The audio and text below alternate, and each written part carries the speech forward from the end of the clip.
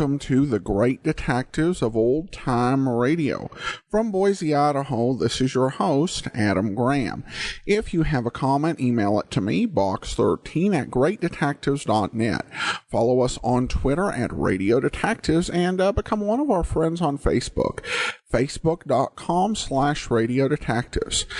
Before we do get started, I want to encourage you to check out our store.greatdetectives.net, where you can pick up my ebooks, audiobooks, and paperbacks. Among the items we have available, All I Needed to Know I Learned from Dragnet, and All I Needed to Know I Learned from Columbo. Each of these examines life lessons from great fictional detectives and policemen, along with a history of their careers. You can pick that up over at store.greatdetectives.net. Well, now we are to today's episode of the lineup, and we're heading to June the 5th of 1951. And the title of this episode is The Red Shirt Case. We take you now by transcription behind the scenes of a police headquarters in a great American city, where pass before us the innocent, the vagrant, the thief, the murderer. This is The Lineup.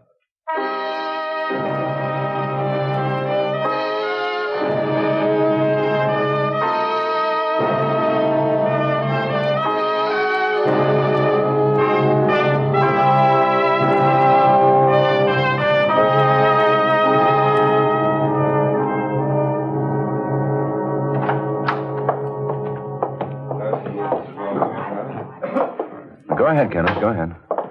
Wasn't this close enough? Well, not quite. The chair right down there. Oh. Go ahead. You don't have to be afraid. Light's on them, not you. They can't see you. All right. Sit down, Kenneth. Yes, sir. May I have your attention, please? You people out there on the other side of the wire in the audience room, may I have your attention, please? Thank you. My name is Greb, Sergeant Matt Greb. I'll explain the lineup to you. Each of the suspects you will see will be numbered. I'll call off a number, their name, and charge. If you have any questions or identifications, please remember the number assigned to the prisoner as I call his name. At the end of each line, when I ask for questions or identifications, call out the number. If you're sure or not too sure of the suspect, have him held. The officers who took your name will assist you. They're seated among you. The questions I ask these suspects are merely to get a natural tone of voice, so do not pay too much attention to their answers, as they often lie. Bring on the line. All right, boys, come on, move it along. Snap it up now. We're late this morning. Go to the end of the stage, turn and face front with your hands to your side. Well, Kenneth? Come on, let's hurry, boys. He's not there, sir. You now, sure, when Kenneth? you answer my questions, You've got to be sure. Speak up so the people out I there told you, can- sir, he was wearing a red checked shirt. I am sure he's not up there. All right. All right, Kenneth. Number one, We'll leave and wait Albert for the Weiss. next line. Is that Weiss or Weiss, Albert? Please. Albert Weiss, vagrancy. When did you hit town?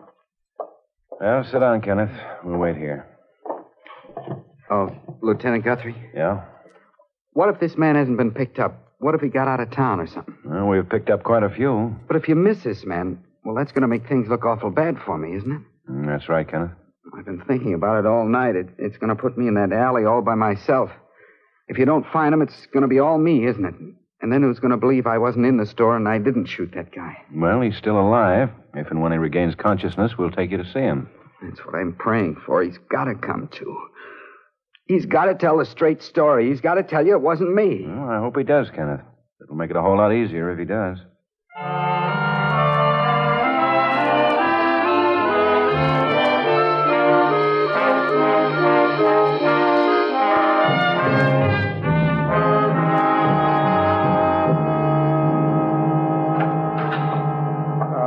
Hi, Ben.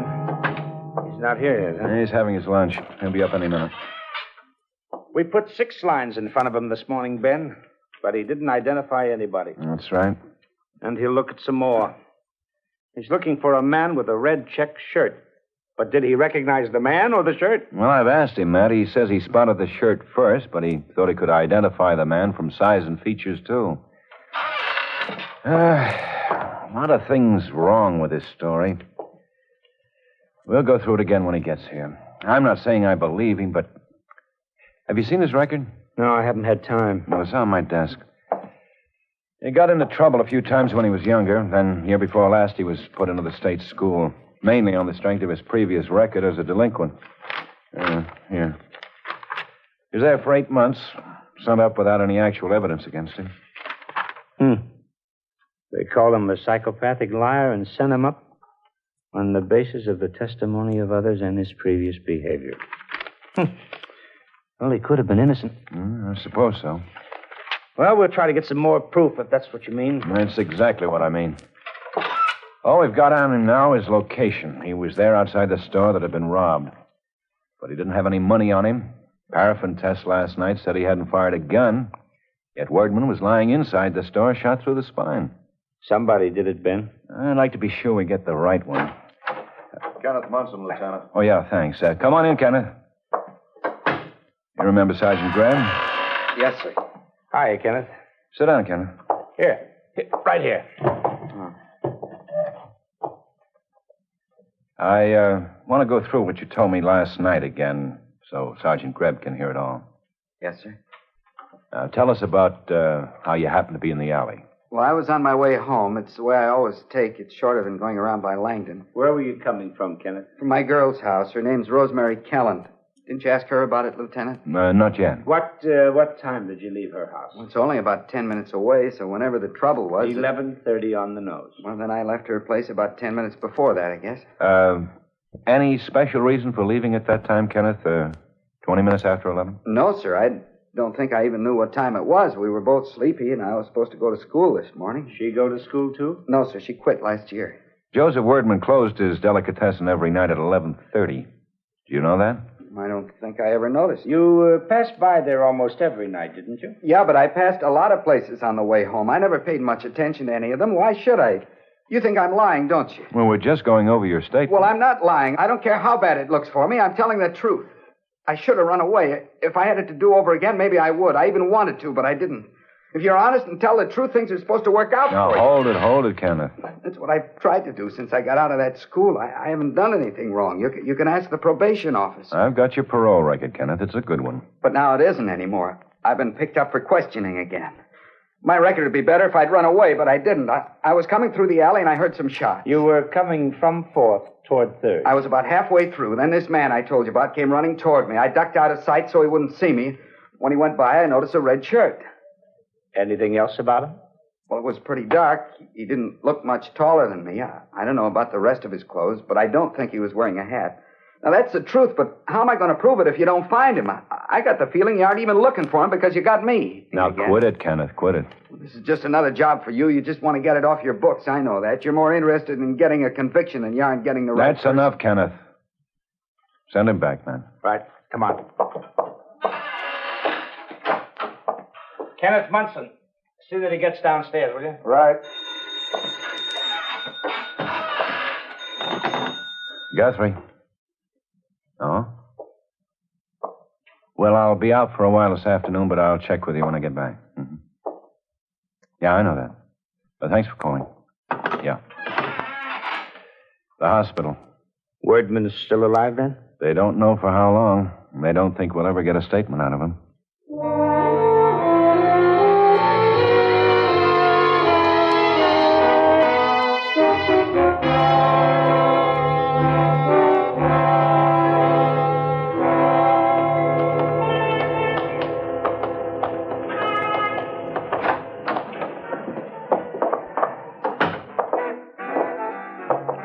Hi. No, I won't need a menu.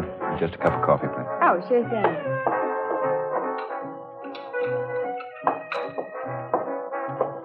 Thanks. Are, you Rosemary Kellen? That's right. Police. My name is Lieutenant Guthrie. Oh, it's about Ken Munson, isn't it? Yeah. He said he was with you last night. I thought I'd come and talk to you. Wait till I get rid of this coffee. Do you think he robbed that place? Well, I'm not sure yet. Do you think he did? No. I don't think for a minute he did. I suppose you feel you know him pretty well? Yeah, sure I do. I've known him for over 6 months. Well, what makes you feel so sure he didn't do it, Rosemary? He just couldn't. He couldn't leave my place and all of a sudden turn into somebody that could walk in and shoot a man. Wordman had turned around to get a gun of his own. He was shot in the back just after he opened the drawer. I don't care. It wasn't Ken. He couldn't have been thinking about robbing someplace while he was with me. It's hard to explain. What did he talk about? Well, I don't want to pry into anything that's none of my business, Rosemary, but there's a lot stacked up against him. It may be false, and I can't learn the truth without asking questions. His record doesn't help. His record? Yeah. You know about that, didn't you? No. He didn't tell you that he was sent to the state school for correction the year before last? No. That he's out on 2-year probation now? No, he never told me anything like that. Strange you didn't hear it from some of his friends. Well, I've never met any of them. I guess he didn't want me to. What did he say about himself? That he went to school out west for a semester. In Denver, where he has an uncle.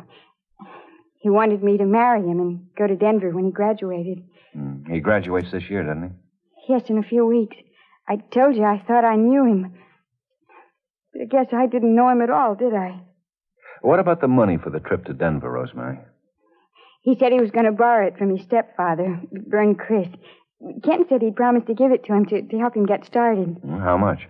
$300. And then with what I have saved, it'd be enough. Well, I'm not sure he didn't rob that place. I'm not going to be sure of anything for a long time.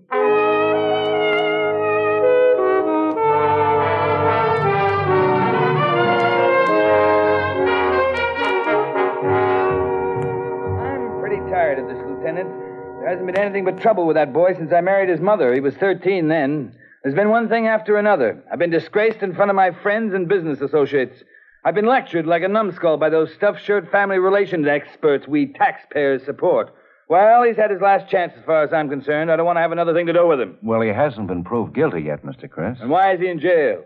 He's being held under suspicion. There's no charge yet. Well, if I know him, there will be, and I know him. I told him something like this was going to happen when he came out of that school. Do you think that was wise? I wanted him to understand what he was and what he'd done. His mother died while he was in that school. She died of shame more than anything else. I told him there was one chance out of 100 that he'd go straight, but I'd take that chance. I'd give him a roof over his head until he went wrong again, and then out he'd go. Well, he's out. He gets nothing from me. Did he tell you about the girl he was going with, Mr. Chris? No, but I can imagine. Well, he evidently wants more out of life than a roof over his head. He seems to have a thought or two about the future. But whether that will stand for him or against him, I don't know. Did he ask to borrow $300 from you for a trip to Denver? Denver? What kind of lies has he been telling you? Did he want to borrow $300? Yes, for some nonsense like buying into a soft drink stand. You refused him? Of course I did. How much did he take out of that store? Well, no money was taken because Mr. Wordman went for a gun. And he was shot. Yeah. Well, I've done what I could. I've given him a good home. Times he wasn't in trouble with the authorities. It's not my responsibility, and he knows it. If he's going to yell for help, he better yell somewhere else. I've given him all the help I'm going to. Well, sure you have, Mr. Chris. Sure you have. I'll try not to bother you again.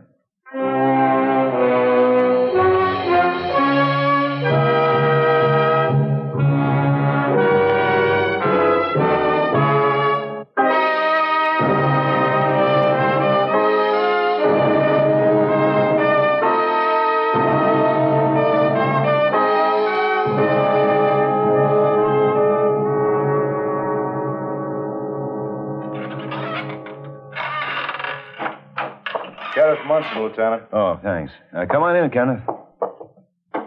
Sit down, Kenneth. Yes, sir. Did you find that man, Lieutenant? We've held you almost 24 hours now, Kenneth.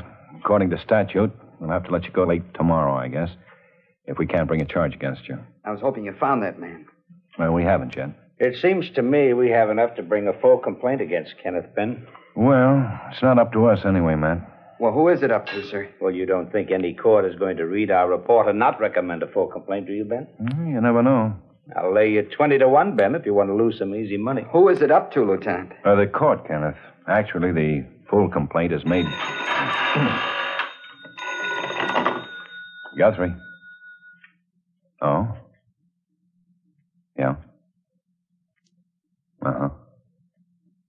Okay, thanks for calling, Dr. Brand. Dr. Brand? Yeah. After the full complaint is made, Kenneth, your case is turned over to the grand jury. They look at all the evidence, the report handed in by Sergeant Grebb and me, copies of your statements, statements of all the witnesses. Court weighs all the evidence against you, and if they see fit, they'll vote an indictment. Then it doesn't look very good, does it, sir? I'd say it looks very bad. Well, these witnesses, didn't any of them see the man with a red shirt? What did Dr. Brandt have to say, Ben? Did Wordman die and turn this into a murder case yet?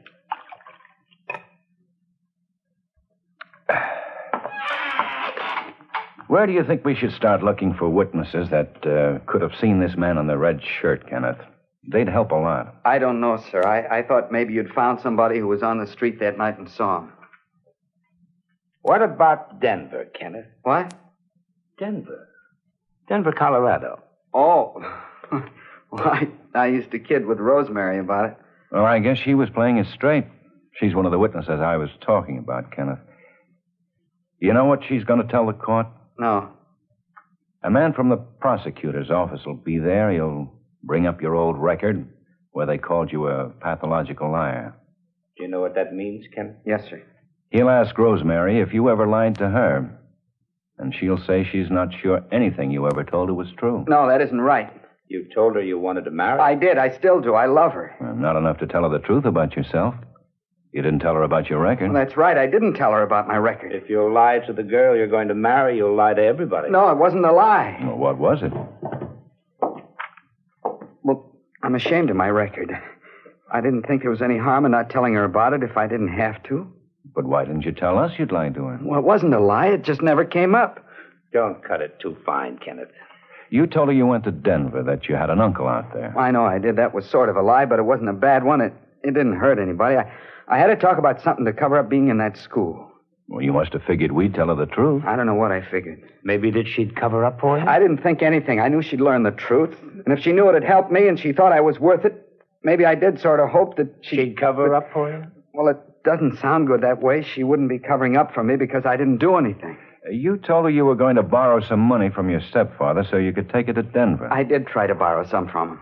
You told him you were going to buy into a soft drink stand, didn't you? Yeah. There wasn't a chance he'd let me have it if he knew I was going to Denver. Didn't he like your uncle that lives there? Were you going there? Yes, I was. Why, Kenneth? Why Denver? Well, I've been reading about it. It sounded good. I wanted to get out of this town. Well, get out of town or away from your stepfather? Well, both, I guess. He wanted to get rid of me. But you didn't have money enough to leave? No. No, but I didn't want to bad enough to steal it. Not bad enough to shoot anybody. You'd shoot somebody if you thought he was going to shoot you, wouldn't you? I don't know what you mean. Wordman was shot in the back. He had turned around to get a gun, and he was shot when he got the drawer opened. These witnesses who could have seen the man with the red shirt, Kenneth. Yes, sir? You said you hoped we'd found somebody on the street who might have seen him. Yes, sir. Where did you see him? In the alley? You were in the alley, and you saw him coming toward you in the alley? Yes, sir. Then why would you think the witness would have to be in the street? Did you see him on the street? Well, it seemed like he came into the alley from the street. You could tell that from where you said you were, halfway down the alley? Well, I'm not sure. Well, then why did you say the witnesses should be on the street? You must have seen the man come from the street. Well, I thought I did. But still, from where you were, you couldn't have seen him come from the street. Well, I don't know. I thought I did. Well, you never told us that before, Kenneth. Maybe you just remember. Well, when you mentioned it, it seemed like that's where he came from. But you mentioned it, Kenneth, and it's very important. That's where the gunman came from. Maybe you know more about the gunman than you're telling us. No, I don't know anything. Maybe he's a friend and you were with him and you're protecting him now. And maybe he wasn't wearing a red shirt at all. Yes, he was. I don't know anything about him except what I told you. He shot Wordman. Then he ran out the front door, onto the sidewalk, and then into the alley, Kenneth. And you're the first one that's told us that. How did you know? I didn't know. I was coming through the alley. I always go home that way, and then I saw this man. You said you heard the shots first. Yes, I heard the shots, and then I saw him. That's the truth. It's the truth.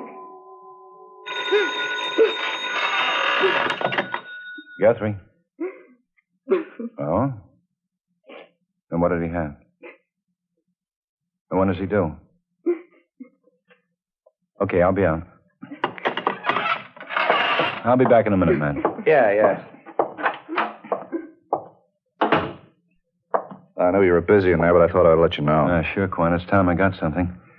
Where did they find it? On the roof of the building that backs on the alley. The ground didn't pay off, so Asher moved up on the roofs this afternoon. They found the red shirt first, bunched up and knotted tight enough to throw with a pair of gloves inside. Any way to get down from this roof? Yeah, 40-foot drop. The gloves show anything? They're thin leather, but thick enough to stop powder fragments from reaching the hands. The gun was farther up toward the front of the building in the gutters. The .38 fired twice. Yeah. Well, I'd like to see the stuff as soon as it comes in. It sort of looks like there's something to your boy's story at that. Yeah, it does, Quine. Thanks. That's the way we feel about everybody we question. We don't like it any better than they do. It's just our job. Well, we just got a break, all of us. What, sir? Your story has some basis now. Red shirt and a pair of gloves and a gun was found on the roof where this man you saw must have thrown them. They found them, sir? Yeah. Matt and I have wondered why anybody planning a job like that would wear something as conspicuous as a red shirt. Well, now we know why. So he could change his appearance. Well, then you can let me go. Well, there's probably not enough to bring charges against you now, Kenneth. Looks like we can clear up the whole thing in about 20 minutes. How, sir? Well, we got another break. One you've been praying for. Wordman has regained consciousness. We can take you to see him. No. What, Kenneth? I mean, I thought it was all over. Oh, it will be then. Well, I don't want to see him. Why not, Ken? Well, I don't have to. It's all over. Well, you said yourself he'd tell us the truth. Well, come on, Kenneth. No.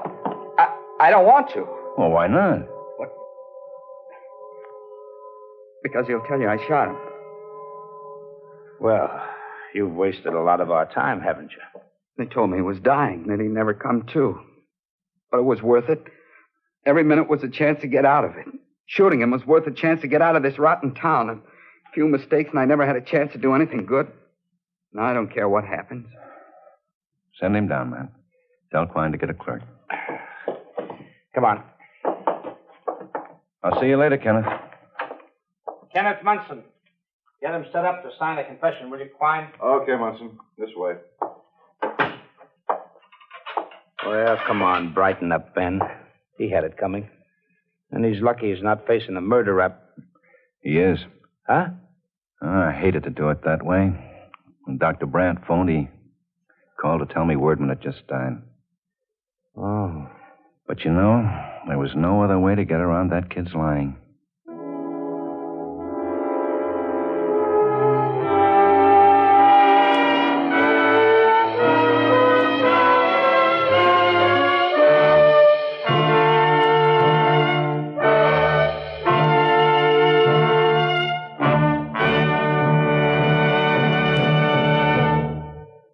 The lineup, where before you pass the innocent, the vagrant, the thief, the murderer. Listen again next week when we again bring you The Lineup. May I have your attention, please? You people out there on the other side of the wire in the audience room, may I have your attention? Thank you. My name is Greb, Sergeant Matt Greb. I'll explain the lineup to you. Each of the suspects you will see will be numbered. I'll call off a number, their name and charge. If you have any questions or identifications, please remember the number assigned to the prisoner as I call his name.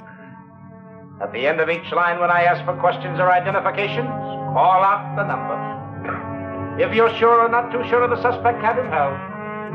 The officers who took your name will assist you there, see.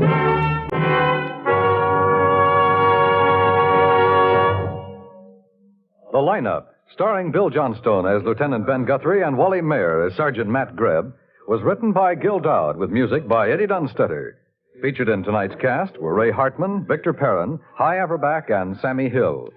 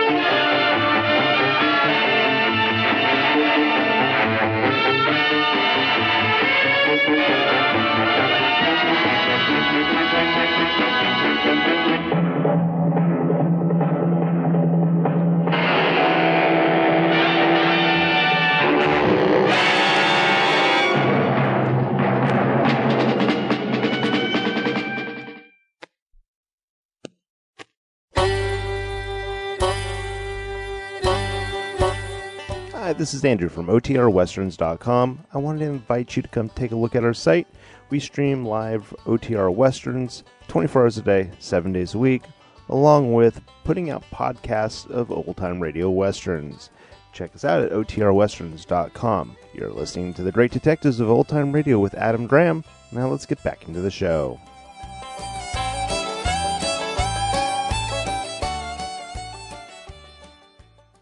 Welcome back. Well, probably one of the episodes of the lineup that most felt Dragnet-esque, partially with very little emphasis on the actual lineup. But I think this one did a good job of kind of keeping us in doubt, even right up to the end where evidence came up with the red shirt being found. So I think it was a very well executed episode.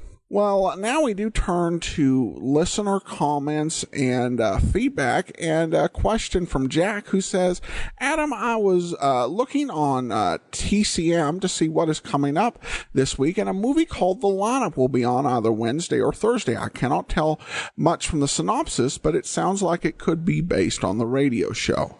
Well, thanks so much, Jack. It's kind of based on the radio show. It borrows from the TV show, which actually was spawned by the radio show. So it is in that same franchise. The Lineup was actually a fairly successful TV show from 1954 to 1960 with 200 episodes made. Most of these are in copyright limbo. Most episodes of the series are still under copyright. However, they're also unavailable, so it commercially. So it's a situation where it's just very hard to actually get to watch any episodes of that TV series, and certainly to disseminate it. The Lineup, you may have seen it and not known it, because in syndication it was actually called San Francisco Beat, and it definitely set the location of the series in San Francisco, as opposed to the radio show, which kind of left it vague, and that definitely carried over to the movie, which was also set in San Francisco. So great question, Jack. That will do it for today. If you do have a comment, send it to me, box13@greatdetectives.net. Follow us on Twitter at Radio Detectives, and become one of our friends on Facebook, facebook.com/